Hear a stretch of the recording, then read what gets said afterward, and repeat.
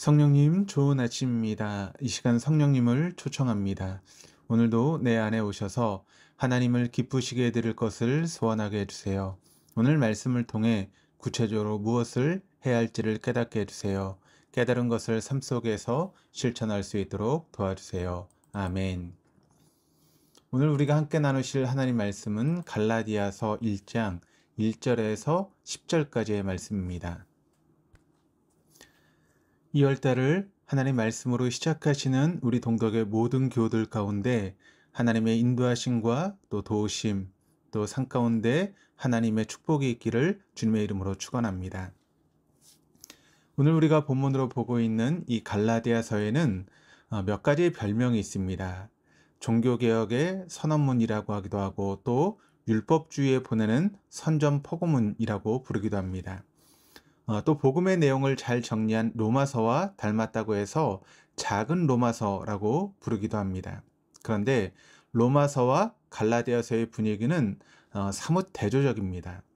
로마서가 침착한 어조라면 갈라디아서는 전투적인 어조입니다. 그럴 수밖에 없는 이유는 로마서가 책상에 앉아서 기록을 했다면 갈라디아서는 삶의 현장에서 기록하였기 때문입니다. 바울이 이 갈라디아서를 쓰므로 율법주의로부터 기독교 신앙을 지켰고 또 루터가 갈라디아서를 깊이 연구함으로 종교개혁의 선두에 서게 했고 또 기독교를 새롭게 만들었습니다. 갈라디아서는 모두 6장으로 구성되어 있습니다. 16장으로 된 로마서가 1장에서 11장까지는 교리, 무엇을 믿을까에 대한 것이고 또 12장에서 16장까지가 실천, 어떻게 살 것인가로 나누어지듯이 갈라디아서도 1장에서 4장이 교리, 무엇을 믿을 것인가에 관한 부분이고 5장에서 6장이 실천, 어떻게 살 것인가에 관한 그런 부분입니다. 오늘 본문인 1절에서 10절도 두 부분으로 나눌 수 있는데 1절에서 5절은 문안 인사이고 6절에서 10절은 갈라디아서를 쓰게 된 이유입니다. 이 갈라디아서는 바울 서신 중에서 거의 가장 초기에 쓰여졌습니다. 바울은 사실 예수님의 12제자에 속하지 않았음 물론 예수님께서 공생애를 보내시는 동안에 예수님을 따르며 말씀을 들은 적이 한 번도 없었습니다. 오히려 주님을 따르는 사람들에 대해 살기가 등등하였습니다. 그래서 예루살렘에서 북쪽으로 약 240km나 떨어진 다메섹에 가서 그곳에 있는 그리스도인들을 잡아들이기 위해서 대제사장의 공문을 받고 가고 있을 때 부활하신 예수께서 그를 만나 주셨습니다. 그래서 그는 이방인들과 임금들과 이스라엘 자손들에게 복음을 전하기 위해 사도로 부르심을 받았습니다. 그렇게 바울이 주님을 배웠고 주님으로부터 소명을 받았다라고 하는 것을 아는 사람은 극소수에 불과했습니다. 고린도 교회가 한때 바울을 거부했던 것은 그가 진정한 사도가 맞는가 하는 사도권의 진위 때문이었습니다. 갈라디아 교회에도 심각하게 대두된 것이 역시 바울의 사도권이었습니다. 그래서 바울은 자신의 사도가 된 것이 사람으로부터 말미암은 것도 아니요 오직 예수 그리스도와 그를 죽은 자 가운데서 살리신 하나님 아버지로 말미암았기 때문이다라고 말하고 있습니다. 그런데 이 표현은 예수님의 공생애를 보내실 때 예수님의 제자가 아니었던 바울이 자신을 변호하는 것이기도 하지만 또 한편에서는 바울은 자신의 출발점을 잊지 않고 있었다라고 하는 것을 또렷하게 우리에게 전해줍니다. 사도 바울의 출발점은 다메섹으로 가는 길에서라고 할 수 있습니다. 그때 자신은 주님과 원수가 된 관계에 있었고 율법과 자기에 대한 열심을 하나님에 대한 열심이라고 착각하고 있었는데 그런 그를 부르셨다는 것입니다. 바울은 그 사실, 그 간격 때문에 다른 사람이 자신을 이해하지 못하고 인정해 주지 않아도 묵묵히 사도의 길을 걸었습니다. 그 은총을 평생 잊지 않았습니다. 바울이 순교를 앞두고 마지막으로 쓴 편지가 디모데 전후서의 말씀인데 그가 이렇게 고백합니다. 디모데전서 1장 13절에서 15절입니다. 내가 전에는 비방자요 박해자요 폭행자였으나 도리어 긍휼을 입은 것은 내가 믿지 아니할 때에 알지 못하고 행하였음이라. 우리 주의 은혜가 그리스도 예수 안에 있는 믿음과 사랑과 함께 넘치도록 풍성하였도다. 미쁘다 모든 사람이 받을 만한 이 말이여 그리스도 예수께서 죄인을 구원하시려고 세상에 임하셨다 하였도다. 죄인 중에 내가 괴순이라. 바울은 생의 마지막 순간까지도 자신이 과거에 어떤 존재였는지를 잊지 않고 있었습니다. 죄인 중에 내가 괴순이라 라고 하는 이 말에서 괴수라고 하는 사전적인 의미는 못된 짓을 하는 무리의 우두머리인데 여기서는 그런 뜻이 아니라 1번이라고 하는 그런 뜻입니다. 예수님께서 죄인을 구원하시려고 이 땅에 오셔서 사람들을 만약 죄가 많은 순서대로 한 줄로 세운다면 자신이 1번, 가장 앞에 서 있게 될 것이다 라고 하는 의미입니다. 자신의 믿음의 출발을 기억하는 것은 자신의 믿음을 성장하게 하고 성숙하게 하는 자양분이 되고 척도가 됩니다. 만약 우리가 자신의 믿음의 출발점을 잊어버린다면 우리는 라오디게아 교회가 들어했던 책망처럼 처음 사랑을 버렸다라고 하는 그런 말씀을 듣게 될 것입니다.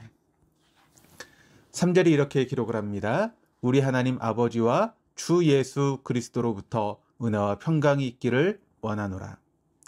사도 바울은 여러 지역의 교회에 편지를 보낼 때 은혜와 평강이라는 말로 인사를 합니다.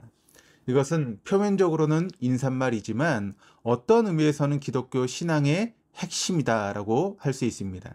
그리고 은혜가 우리의 신앙의 출발점이라면 평강은 우리 신앙의 종착점과 같습니다.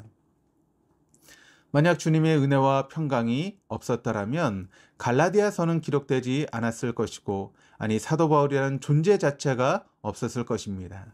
또한 그 이전에 예수 그리스도께서 이 땅에 오심도 없었을 것이고 구약 시대까지 거슬러 올라가면 하나님께서 이스라엘 자손을 당신의 백성으로 택하신 일도 없었을 것입니다.